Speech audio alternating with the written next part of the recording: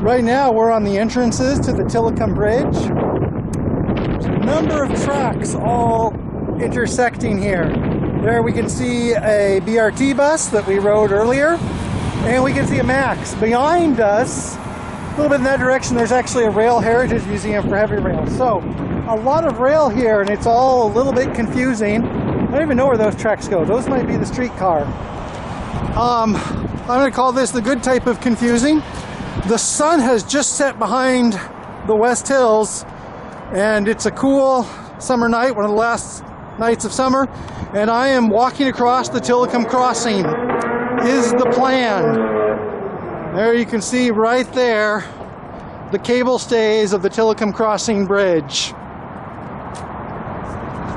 You will also be able to see many bicycles, or in this case scooters, passing by us, as well as a lot of light rail and a lot of buses in the center of the bridge. So that's a streetcar, the B loop. Over that direction you can see Powell Bridge, actually the Ross Island Bridge, South Waterfront. There's the Markham Bridge in downtown, so a lot to see from here. And if we look in that direction, there is the Teleferica, which I've never ridden. Seems like a fun thing to do. Walking lane, bike lane. The bike lane is in one direction, the walking lane is both directions. Also, I'm a little bit nervous. So there's the yellow line to Milwaukee, the orange line to Milwaukee passing us. So this is probably discussed other places. This bridge is purely for transit, pedestrians, and bicycles, or bicycle-like vehicles. So you can see a lot of buses passing. Architecturally, it's very beautiful. Cable-stayed is perhaps the least common form of bridge construction of the main three types. And they didn't do it just to be fancy, although it does work out that way. The Willamette is a pretty wide river right here, and apparently this was the cheapest and safest and most efficient way to construct the bridge. But it also does add to, I think, the allure that this all looks kind of futuristic in its own way. We're about to reach the apex of the bridge. On foot, this seems like a pretty mild slope, but I imagine for some of these cyclists, I bicycled enough to know it's not as easy as it seems. And also, if we focus in, you can see one of the Telefericas go up to Pill Hill as another bus passes. We are just adrift in transit here, or awash in transit here.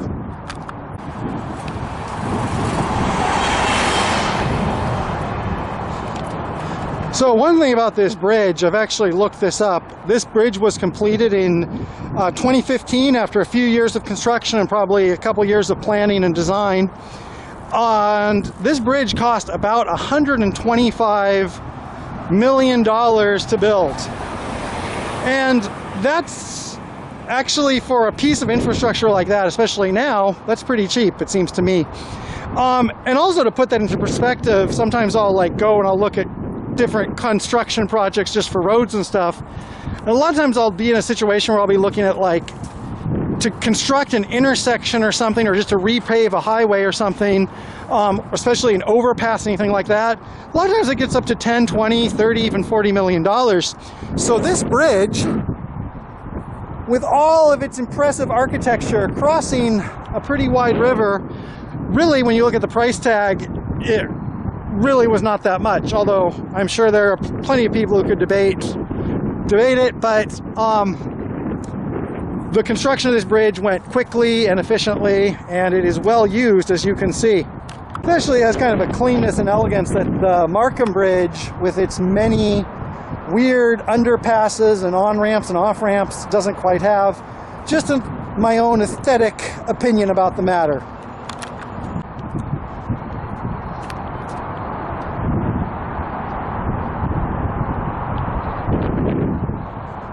One thing I said we weren't going to get to see, but we might indeed be getting to see, is the lights on the bridge change to match the speed of the water, the temperature of the water, the wind speed, all sorts of stuff like that.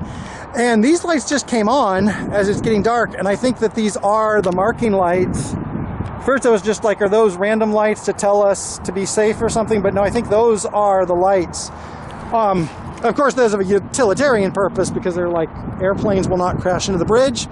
But also just another small detail that makes the bridge more artistic. And I think that as it gets darker, those lights will be broadcast onto the stays.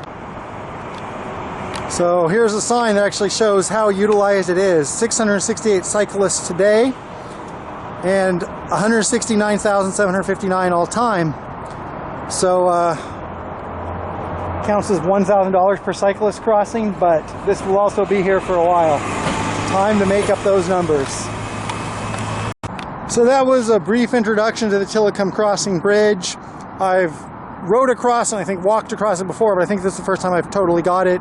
Obviously, that's just my personal experiences, and there's probably a lot more to describe about it from an engineering standpoint, from a policy standpoint, but I don't have all day, so that's the brief introduction. I hope you enjoyed it.